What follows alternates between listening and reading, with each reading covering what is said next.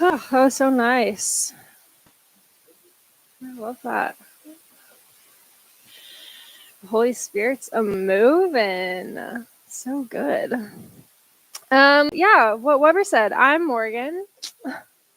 I am, if you don't know who I am, I'm the middle school pastor here at B4. So I'm really sorry if it sounds like I'm talking to a child tonight because I normally talk to children. So don't take it as offense. I just am not used to it. Also, the person who was supposed to be here, Celine Sandoval, he is newer to our staff. He's on the youth team. I don't know if any of you have met him, but unfortunately, he was supposed to speak tonight and he hurt his foot and it's not getting better. So he's in a lot of pain. And if you could just be praying for him and his foot, that would be wonderful. Yeah, because we really need him. We really need him.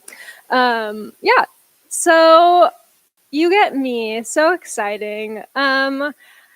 Okay, well, I guess we're in the book of Philippians. Yes, great. Off to a good start. Excellent.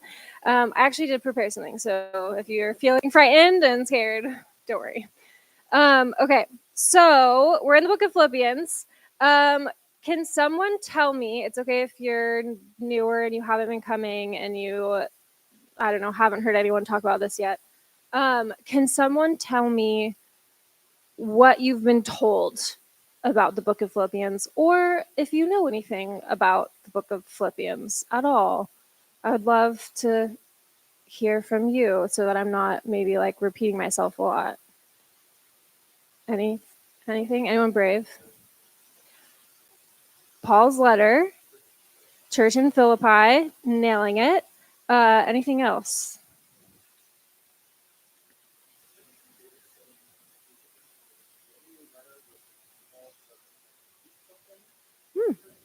Yeah? Yes. And there's a reason for that. Anything else? It's super encouraging. So we hope you're encouraged. Okay, great. Well, that's good. So great. That makes me happy so that I'm not like spewing a lot of things at you that you already know and you'll be super bored, because I don't want you to be bored. I want you to be like, this is exciting and fun because I'm a theology nerd and I like all this stuff. So I'm really honored and excited that I get to do this because I don't get to do this with middle schoolers a lot. Mostly it's just like, who is Paul? And they're like, he's a guy. And I'm like, that's cool. Okay, so we're in Philippians. So at the time, we're in Philippians 2 today, at the end of Philippians 2.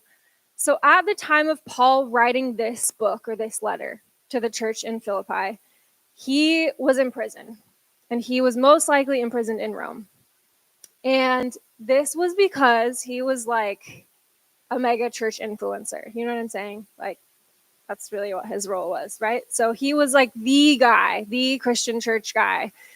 Started the thing, was doing the work. He was the guy. So what scholars can discern from the timeline of the New Testament is that he most likely wrote this letter during the year 62 AD. And if you're already falling asleep, that's okay, because this is important. The year 62 AD is important because he only died a few years after that. So he writes this letter and he dies like 2 years later. So that's important because Paul was not only writing this as like fighting words to churches, he was writing this as dying words. So knowing that he is near death, Paul himself, knowing that he is near death, he is most likely writing this letter, knowing that that's on the horizon, that his death is near, his death is at hand, and these are the last words that he is probably ever going to say to these people. And you guys have probably already seen this in this book, but in the first chapter, we see him actively wrestling with the concept of death, right?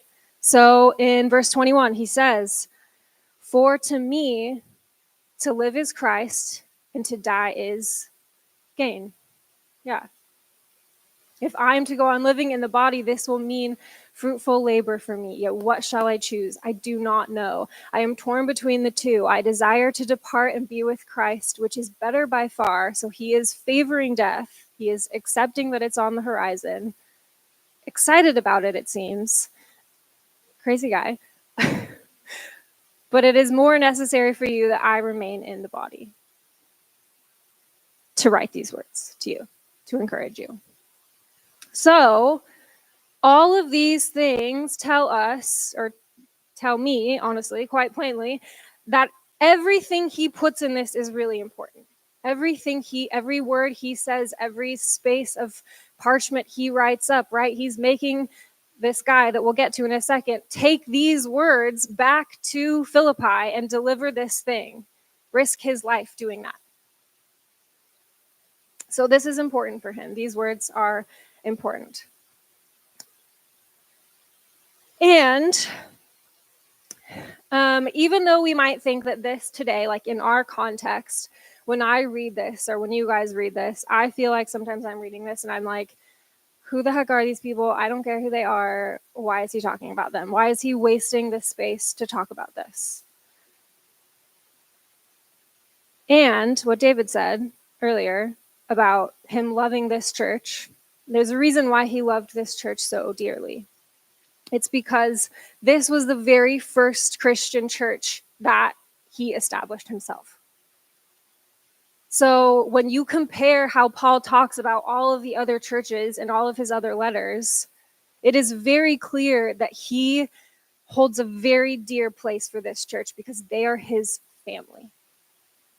They're his people.